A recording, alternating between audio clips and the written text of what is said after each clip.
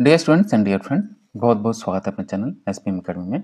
साथियों, 40 का दम सीरीज के अंतर्गत ये अगला पड़ाव हम लोगों का नेक्स्ट वीडियो है और इसके अंतर्गत क्वेश्चन 41 से लेकर 80 तक के क्वेश्चन को सॉल्व करेंगे। ऑलरेडी 40 क्वेश्चन को हम लोग सॉल्व कर चुके हैं।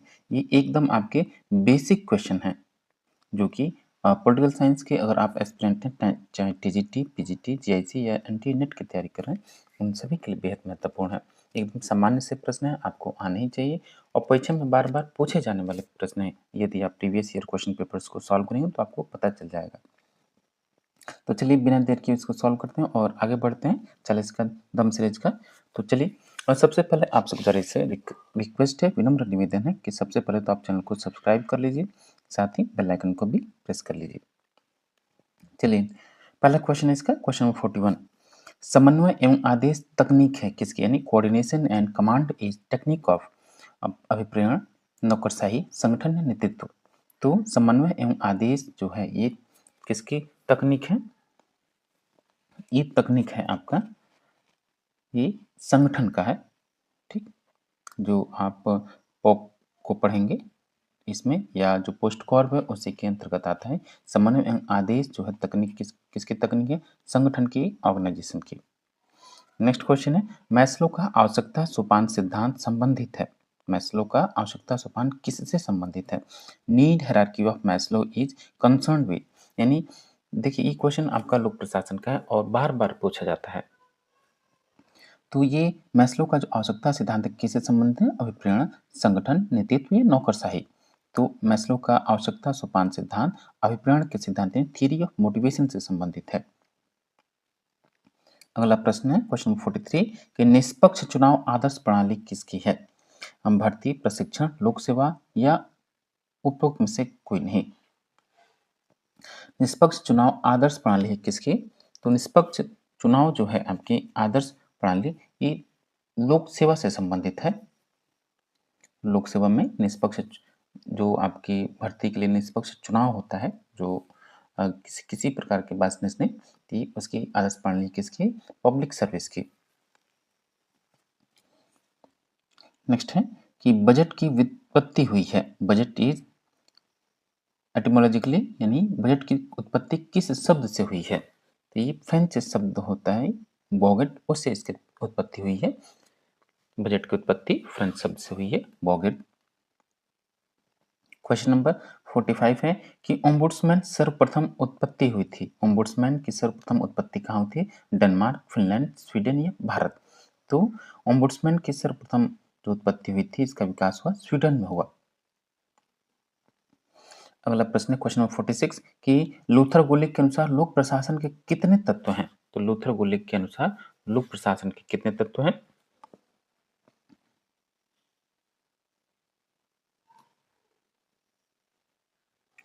लूथर गुलिक के अनुसार लोक प्रशासन कुल 7 तत्व हैं। जब आप पोस्ट कॉर्प को पढ़ेंगे तो इसमें आ जाएगा 1 2 3 4 5 6 7, ऑप्शन बी होगा 7। नेक्स्ट है कि राजनीति और लोक प्रशासन के पृथक्करण की अवधारणा को सर्वप्रथम किसने प्रतिपादित किया? नहीं, राजनीति और लोक प्रशासन दोनों अलग अलग हैं। इसकी सबसे पहले व्याख्या किसने की? तो अरस्तू, मैकियावली, गुलिक या वुड्रो विल्सन। तो वुड्रो विल्सन ने सर्वप्रथम राजनीति और लोक प्रशासन को पृथक्करण, यानी पॉलिटिकल साइंस और पब्लिक एडमिनिस्ट्रेशन में डाइकोटमी की बात की थी। दोनों अलग अलग हैं, ऑप्शन डी वुड्रो विल्सन। 48 की मैस्लो की आवश्यकता पदानुक्रम में सर्वोच्च आवश्यकता क्या है?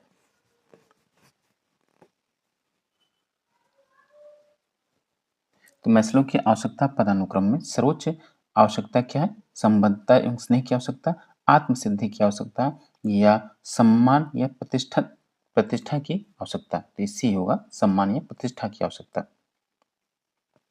49 है कि नौकरशाही संदर्भित करती है, क्या संदर्भित करती है? लाल फीताशाही, सरकारी कर्मचारी, संरचनात्मक व्यवस्था। तो याद रखिएगा नौकरशाही के अंतर्गत तीनों आती हैं, लाल फीताशाही, सरकारी कर्मचारी और संरचनात्मक व्यवस्था। तो डी होगा उपरोक्त सभी। तो नौकरशाही जो है इसमें सभी ये तीनों चीज समाहित होती हैं। संचार प्रक्रिया का तत्व नहीं है। संचार प्रक्रिया का कौन सा तत्व नहीं है? तो संचार प्रक्रिया में सोर्स होता है, रिसीवर होता है, फीडबैक होता है, लेकिन एक व्याख्याकार या इंटरप्रेटर नहीं होता है। तो ऑप्शन ए होगा व्याख्याकार।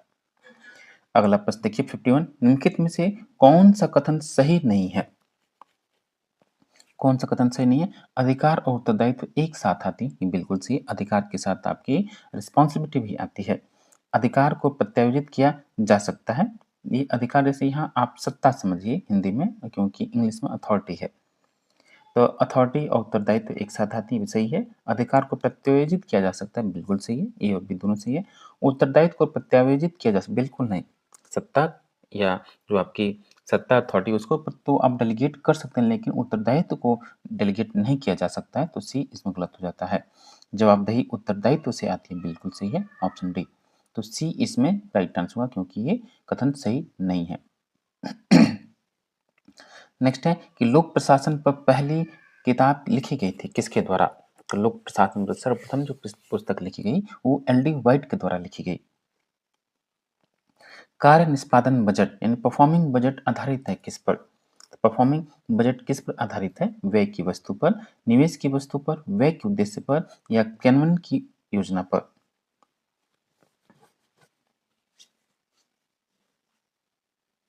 तो आपका जो परफॉर्मिंग बजट है ये आधारित है आपका व्यय के उद्देश्य पर। नेक्स्ट है राजनीति प्रशासन द्विभाजन का सिद्धांत दिया गया था, यानी जो आपका पॉलिटिक्स और एडमिनिस्ट्रेशन डाइकोटमी है किसके द्वारा दिया गया? पॉलिटिकल साइंस और पब्लिक एडमिनिस्ट्रेशन के बीच डाइकोटमी यानी द्विविभाजन किसने किया? Frank Young Goodnow, Paul Appleby, F W Taylor और ई एन ग्लैडन। देखिए सबसे पहले इसमें तो आपका वुड्रो विल्सन आएगा। वुड्रो विल्सन, ये विल्सन का सिद्धांत है, ठीक।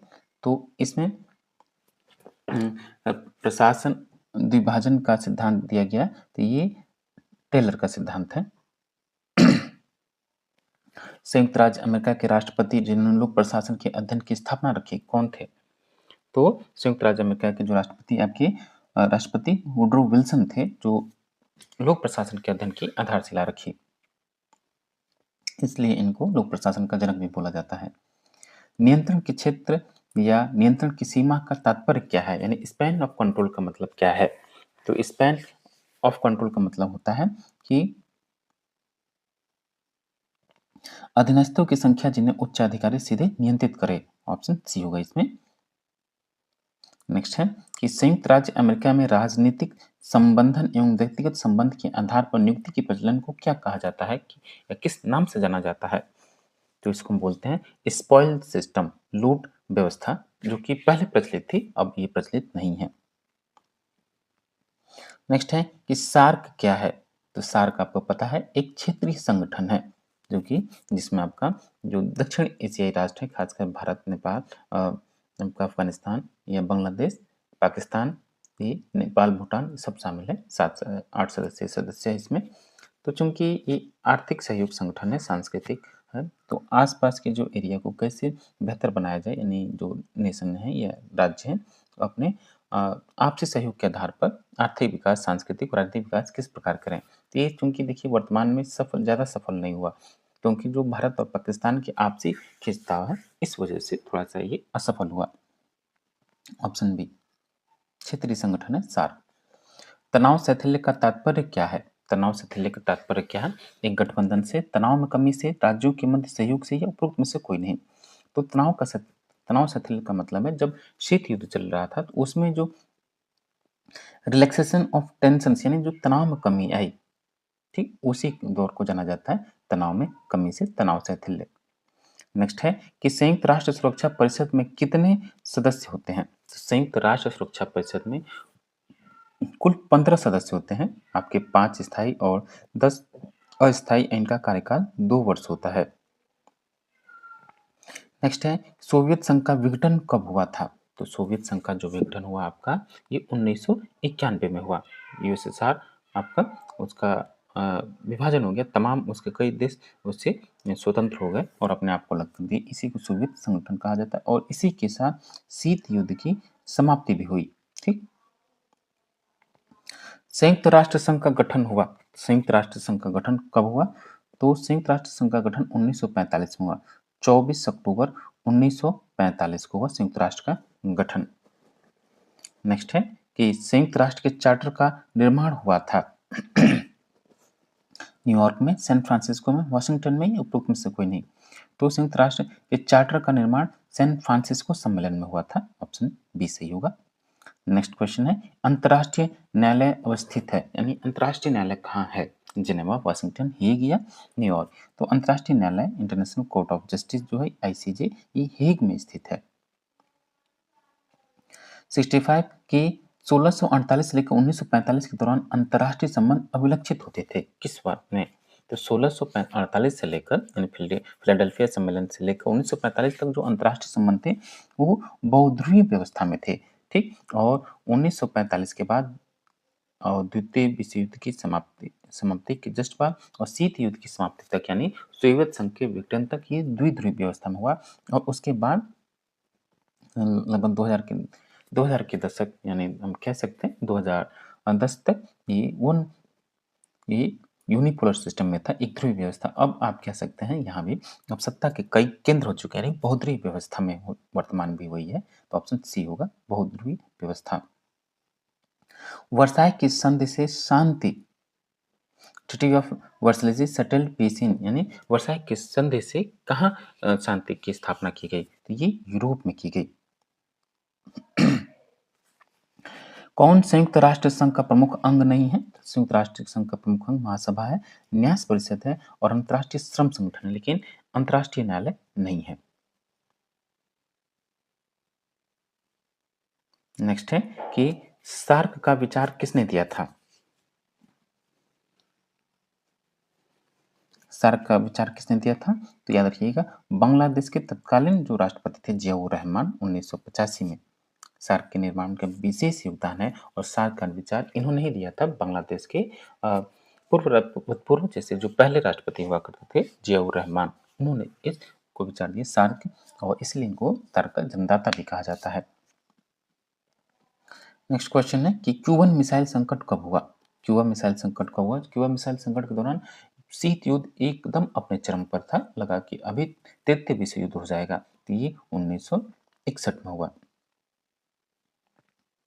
शीत युद्ध कब शुरू हुआ? तो शीत युद्ध कब शुरू हुआ? तो द्वितीय विश्व युद्ध के बाद शुरू हुआ, 1945 के जस्ट बाद। और जैसे द्वितीय विश्व युद्ध समाप्त हुआ, लेकिन फिर जो तमाम जो यूरोपीय राष्ट्र थे और खासकर साम्यवादी खेमे लगे, मतलब कि साम्यवाद से डरने के कारण क्या है, या उनसे बचने के कारण, या उनसे आगे निकलने या उसको रोकने के वजह से शीत युद्ध की शुरुआत हो गई। दो विचारधाराओं, साम्यवाद बनाम पूंजीवाद। नेक्स्ट है कि शीत युद्ध के दौरान ज्यादातर विकासशील देशों ने किस नीति को अपनाया? तो शीत युद्ध के दौरान जो ज्यादातर आपके डेवलपिंग कंट्रीज थे, जैसे कि खासकर उसमें भारत और जो नवोदित लैटिन अमेरिकी जो स्टेट्स थे, या आपके अफ्रीका के जो नवोदित राष्ट्र थे, वे अपने आप को किसमें ये गुटनिरपेक्ष नीति के रूप में यानी नॉन अलाइनमेंट के रूप में विकासशील देशों ने नीति को अपनाया। इसके लिए भी खासकर आपके जो प्रथम प्रधानमंत्री जवाहरलाल नेहरू थे, उनकी इसमें गुटनिरपेक्ष नीति को हासिल करने में इनकी अग्रणी भूमिका थी। शीत युद्ध शब्द का सर्वप्रथम प्रयोग किसने किया? विंस्टन चर्चिल, एचकार, बर्नार्ड बरोज या वॉल्टर लिपमैन? तो शीत युद्ध शब्द का सर्वप्रथम प्रयोग करने वाले जो विद्वान हुए, बर्नार्ड बरोज हुए। कौन अंतर्राष्ट्रीय संबंधों में वैचारिक संघर्ष का उदाहरण है? तो अंतर्राष्ट्रीय संबंधों में वैचारिक संघर्ष का उदाहरण संयुक्त राज्य अमेरिका और सोवियत संघ। संयुक्त राज्य अमेरिका आपका पूंजीवाद से संबंधित था और सोवियत संघ आपका साम्यवाद से संबंधित था। दो विचारधाराओं, दो ध्रुवों की लड़ाई थी। संयुक्त राष्ट्र संघ के किस अंग को सामूहिक सुरक्षा कार्रवाई शुरू करने की शक्ति प्राप्त है? महासभा, सुरक्षा परिषद, सचिवालय, आर्थिक और सामाजिक परिषद, जनरल असेंबली या महासभा? नेक्स्ट क्वेश्चन है क्वेश्चन नंबर 75 कि किस समझौते ने विश्व व्यापार संगठन, अंतर्राष्ट्रीय मुद्रा कोष और विश्व बैंक सृजन का आधार प्रदान किया? तो ये ब्रिटेन वुड्स समझौता 1944। नाटो और वार्सा संधि क्या है? सैन्य गठबंधन, शांति संधि, मैत्री संधि, व्यापार गठबंधन? तो नाटो और वार्सा जो संधि है ये सैन्य गठबंधन है। नाटो यूएसए से संबंधित है और वार्सा यूएसएसआर से संबंधित है। नाटो का तात्पर्य क्या है? तो नॉर्थ अटलांटिक ट्रीटी ऑर्गेनाइजेशन इसका फुल फॉर्म हुआ नाटो, जो कि ये अमेरिका द्वारा स्थापित शीत युद्ध के दौरान ये सैन्य गठबंधन था। NATO option A. अगला प्रश्न है 78 कि किस संगठन को चाइल्ड ऑफ वॉर की संज्ञा दी जाती है? संयुक्त राष्ट्र, राष्ट्र संघ या सार्क या अंतर्राष्ट्रीय श्रम संगठन? तो ये जो आपका लीग ऑफ नेशन है, ये चाइल्ड ऑफ वॉर का देन है, ऑप्शन बी। नेक्स्ट है कि राष्ट्र संघ की स्थापना के लिए संयुक्त राष्ट्र अमेरिकी राष्ट्रपति ने 14 सूत्री कार्यक्रम दिया था। ये थी वुड्रो विल्सन। और यूरोपीय संघ का मुख्यालय कहाँ है? यूरोपीय संघ का मुख्यालय आपका बेल्जियम में है। तो ये था आपका मोस्ट इम्पॉर्टेंट जो आपके 40 क्वेश्चन है 40 कदम सीरीज के अंतर्गत ये अगला पड़ाव था जिसको मैंने सॉल्व किया, और इसको आप अच्छे से देखिए। और क्वेश्चंस ऐसे हैं जो आपके किसी न किसी एग्जाम में जरूर पूछे जाते हैं, एकदम बेसिक क्वेश्चन है, आपको एक प्रश्न आने ही चाहिए। चलिए मिलते हैं आपसे नेक्स्ट वीडियो में। Thank you for watching.